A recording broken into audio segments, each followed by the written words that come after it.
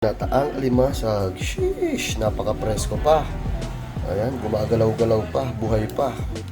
Yan talaga ang masarap dito sa Philippines, sa probinsya. Kasi preskong-presko mga seafood. Wow, talap. Papa na naman to.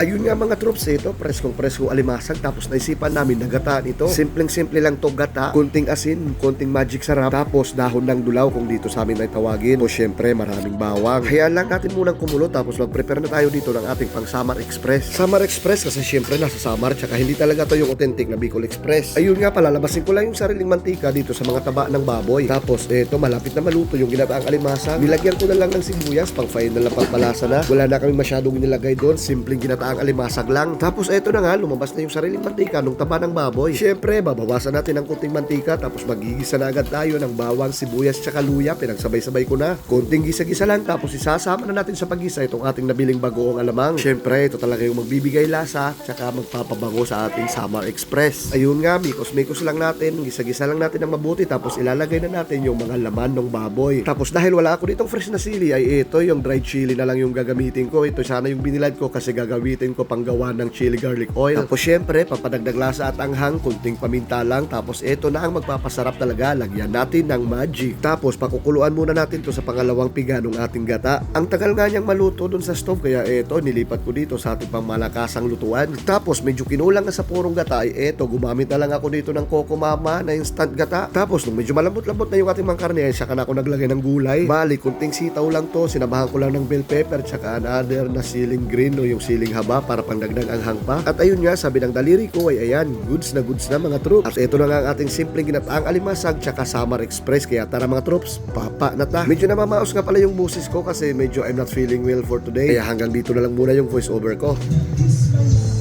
Pompo bata. Bye Philippines.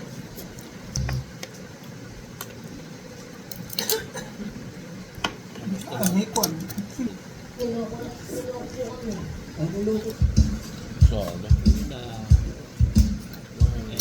natuka mong gabit doon. Kung nag-anak dito kay Simoy.